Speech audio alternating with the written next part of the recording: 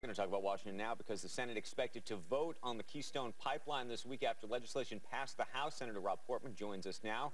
Good morning to you, Senator. Good morning, Andrew. How are you? I am good. But I think we all want to understand what's going to happen to Keystone this week one way or the other, and whether, if it does move forward, the president ultimately tries to veto it. Well, Andrew, I agree with what your guest just said, which is I think getting the majority helps in terms of economic growth, and I think that'll help not just the market, but more importantly, help wages. And I think Keystone is a key example of that. It'll result in more jobs, but also better jobs, and it'll help us become more energy independent as a North American continent. And finally, it's safer. So it's a no-brainer. It should happen. I think what we've learned in the last week is that the Democrats realize it's going to happen at some point, and so I do think either it happens over the next couple of days by the Senate passing it, or will happen in January when the Republicans get the majority.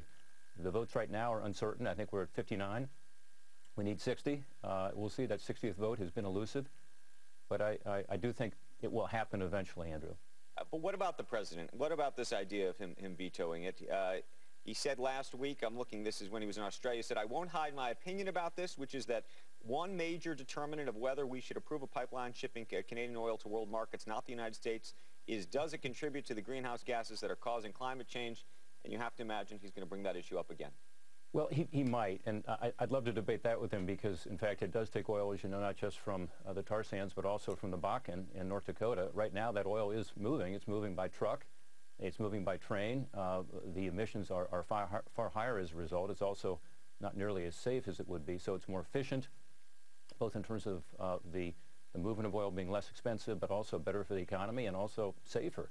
But look, I don't know if he'll veto it or not. He might, but I think it's going to be harder for him to veto it in January because, as you know, with these new Republican senators we have, all of whom are supportive of it, there's a good chance we could get, if not at the two-thirds majority, very close, which is the override majority. Are you surprised he hasn't changed his rhetoric on this at all?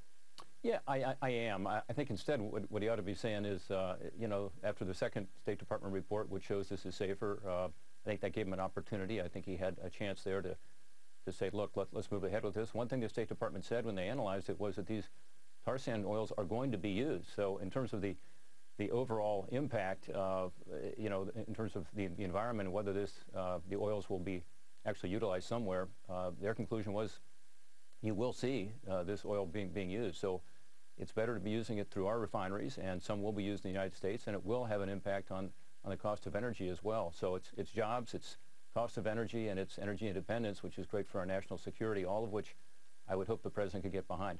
Talking about the president behind something and rhetoric at the same time that I imagine you disagree with, but I'd love to know if there's a way we can find some common ground. Immigration. Is there a way to make this work?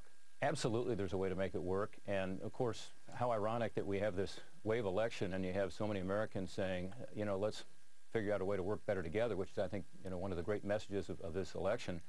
And here you have the president right after this saying, you know what, I'm going to go around not just the Congress, but the American people. I think it's a big mistake for him to use executive action rather than working with Congress. But I think he ought to put Congress on the spot by saying, look, you know, I can do some things by executive action, I believe. I'm not going to, with the understanding that you all will work with us to try to fix the broken system. What's the compromise position that puts a smile on everyone's face? Well, the smile that everybody needs on their face is to have a system that works, and that will require enforcement. I mean, I think it's crazy to think that you have an immigration system now where people don't come forward. In fact, they're working in the shadows because there is not adequate enforcement. We have to have more enforcement in place, and it's not just along the border, Andrew. You and I have talked about this. It has to be at the workplace. It has to be in terms of the entry-exit program. 40% of the people who are here illegally come legally with a visa. So we need to tighten up on the enforcement side. I think the president acknowledges that. And then we need to legalize people who are here, but there are lots of ways to do that. Speaker Boehner has put forward some ideas.